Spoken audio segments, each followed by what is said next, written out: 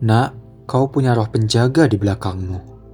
Kata-kata orang tua itu masih terngiang di kepalaku meski 20 tahun telah berlalu. Aku tak bisa menjelaskan alasannya, tapi aku percaya apa yang dia katakan benar adanya. Orang mungkin berkata aku gila, tapi aku benar-benar merasa ada sesuatu yang melindungiku. Waktu itu aku 10 tahun. Semua temanku berencana mandi di sungai sepulang sekolah. Aku mau ikut, tapi pundakku tiba-tiba terasa berat. Aku memaksa diri berjalan ke sungai bersama yang lain, tapi karena jalanku lambat, aku ditinggal. Saat aku sampai di sungai, aku lihat sungai sudah meluap. Beberapa temanku sampai terseret arus. Aku duduk dan menatap wajah istriku dalam-dalam. Kami sudah menikah, tapi aku baru menceritakan ini padanya. Jujur saja, aku takut dia akan meninggalkanku jika aku menceritakan ini saat kami masih pacaran. Siapa tahu dia tak mau menikahi orang yang percaya hal gaib. Jadi menurutmu roh penjaga itu menahanmu pergi ke sungai? Tanyanya dengan wajah ragu. Ini memang cerita yang sulit dipercaya. Kau pasti pikir itu cuma kebetulan, tapi itu terjadi beberapa kali.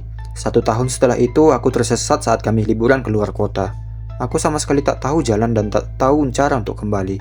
Tapi mendadak saja aku merasa pundakku didorong. Aku mengikuti arah kemana pundakku didorong. Dan tak lama kemudian aku bertemu dengan ibuku.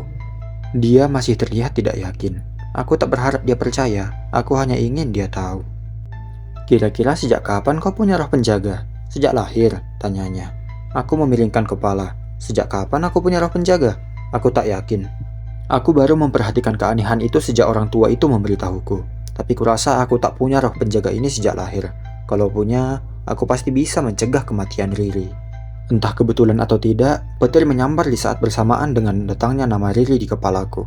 Riri adalah tetanggaku saat dulu di kampung. Dia 2 tahun lebih tua, dan dia adalah cinta pertamaku.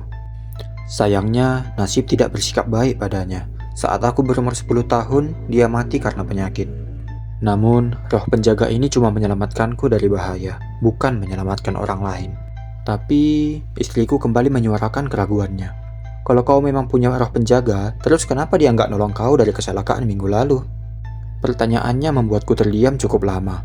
Selama ini roh penjaga selalu menyelamatkanku dari bahaya. Tapi minggu lalu aku terlibat kecelakaan yang membuat tulang rusukku retak, yang membuatku masih belum bisa bergerak bebas hingga sekarang. Benar juga, kenapa roh penjaga tidak melindungiku? Mungkin rohnya tidur? Alasan macam apa itu? Tampaknya istriku sudah sampai pada kesimpulan bahwa aku cuma mengada-ngada. Itu menyebalkan, tapi aku benar-benar tak tahu kenapa roh penjagaku tak menjagaku saat kecelakaan itu. Pembicaraan tentang roh penjaga berakhir dan tak pernah diungkit lagi. Tahun demi tahun berganti, dan kami pun hidup tanpa kekurangan suatu apapun. Malah, hidup kami bertambah sibuk dengan kaki-kaki kecil yang terus berlarian ke sana kemari. Namun, masa-masa indah itu pun akhirnya menemui cobaan. Suatu hari di perjalanan pulang dari kerja, aku terlibat sebuah kecelakaan. Aku tak ingat bagaimana persisnya. Aku bisa merasakan panas dan sakit dan kemudian tubuhku yang berbaring didorong melalui lorong putih yang pastilah rumah sakit. Oh, iya, lorong-lorong ini mengingatkanku pada masa lalu. Dulu saat Riri masuk rumah sakit, aku sering melewati lorong yang serupa menuju kamar rawatnya. Dia tak bisa bangkit dari tempat tidur, jadi aku duduk di sebelahnya dan berbincang seharian. Aku ingin menjaganya, tapi ternyata dialah yang selalu menjagaku. Dia masih belum bangun. Yaya memegang tangan suaminya yang terasa dingin. Suara mesin di sekitarnya adalah satu-satunya yang mencegahnya tertidur. Kedatangan ibu mertuanya membuatnya menyadari hari sudah beranjak siang. Maaf bu, anak-anak gimana? Tanya Yaya. Udah ibu antar ke sekolah. Kamu nggak mau tidur dulu, biar ibu yang jaga. Tawarnya pengertian. Tapi Yaya menggeleng pelan. Sudah 1 minggu suaminya berada dalam keadaan koma. Dokter tak memberikan jawaban pasti kapan suaminya akan bangun, tapi mereka meminta Yaya bersiap atas kemungkinan terburuk. Ini adalah salah satu minggu terberat bagi Yaya. Rasanya seperti jatuh saat berada di puncak gunung. Yang sabar ya, ucap ibu mertuanya. Padahal dia nggak pernah kecelakaan sebelumnya. Mungkin semua kesialan itu berkumpul menjadi satu. Iya, katanya dia punya roh penjaga. Entah mengapa Yaya mengingat pembicaraan di hari itu. Sekali lagi apa yang suaminya katakan terbukti bohong belaka. Kalau dia memang punya roh penjaga, mengapa dia bisa berakhir seperti ini? Oh iya, dia memang sering bilang begitu. Mertuanya mengangguk. Kadang aku merasa arwah Riri menjaganya. Dulu mereka sangat dekat. Riri? Dia nggak pernah cerita. Riri itu anak tetangga kami. Sayang dia meninggal begitu cepat. Mereka sudah seperti kakak adik. Waktu suamimu diganggu saat masih SD, Riri yang selalu jaga dia. Nggak aneh kalau dia benar-benar jadi roh penjaga suamimu. Yaya terdiam lama sekali. Dulu dia juga punya tetangga yang dia kagumi. Seorang pria yang 3 tahun lebih tua darinya. Mereka teman yang baik.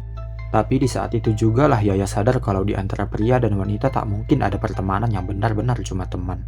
Hal yang sama juga pasti dirasakan oleh suaminya.